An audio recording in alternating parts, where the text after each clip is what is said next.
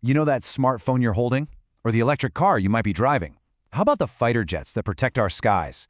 Well, they all have these hidden ingredients, these critical materials called rare earths. And right now, there's a huge battle going on between the US and China for control over them.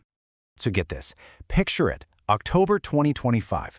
The US Treasury Secretary steps up and basically declares that China's chokehold on these vital materials, yeah, that's going to be over in just 24 months.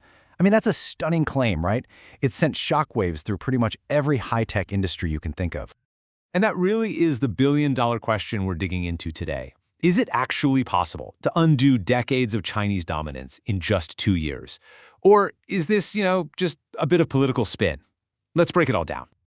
Okay, so to really get a handle on this bold promise, we've got to understand what's actually at stake here. First off, what even are rare earths? The name is a little misleading, actually.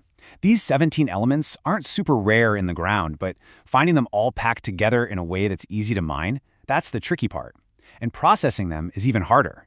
But they are absolutely essential for everything from the magnets in EV motors to the guts of your smartphone to the guidance systems and military hardware. They're basically the secret sauce of our modern world. So, the real wake-up call for Washington came when China, which controls most of the world's supply, started tightening its grip on exports. Suddenly, it was crystal clear just how vulnerable the U.S. was. A single decision in Beijing could potentially grind entire American industries to a halt.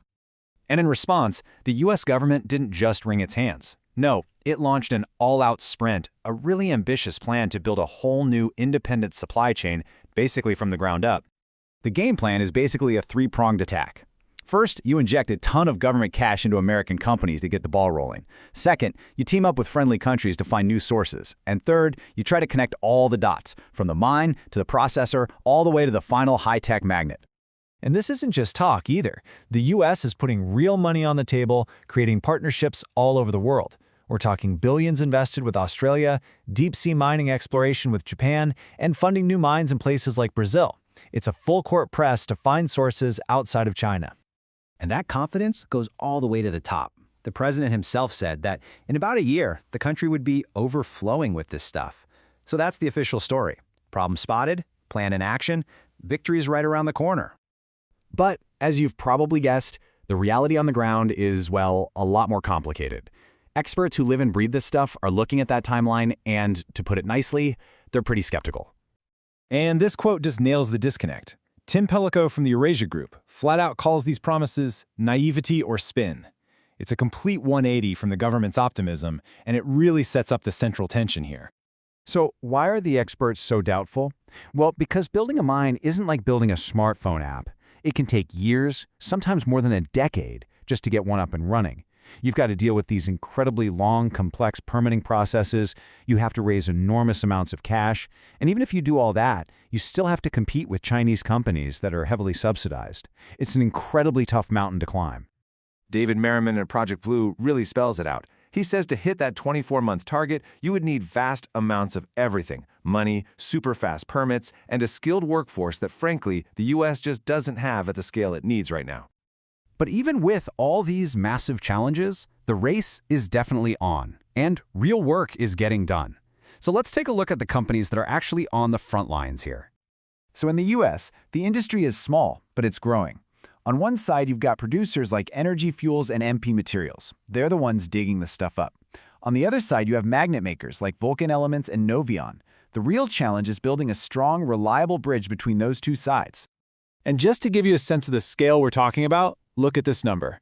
The U.S. auto industry alone needs 42,000 tons of these high-powered magnets every single year for things like electric vehicles. That is a huge amount. And here's where the math gets really tough. The U.S. needs 42,000 tons a year. But even with all the new domestic projects being planned, the total projected capacity is only around 20,000 tons. That still leaves a massive gap, more than half, that needs to be filled from somewhere. To try and close that gap, there's been a frenzy of deal-making. You can see here in 2025, companies are scrambling to connect the pieces. Miners are linking up with magnet makers, processors are signing long-term deals. They're trying to stitch that domestic supply chain together, one deal at a time. So this all brings us right back to where we started, this clash between ambitious political goals and the tough, messy reality of building a brand new industry. And the CEO of MP Materials, one of the biggest American players, just lays out the hard economic truth. He says, look, even with government help, this is going to take 5 to 10 years.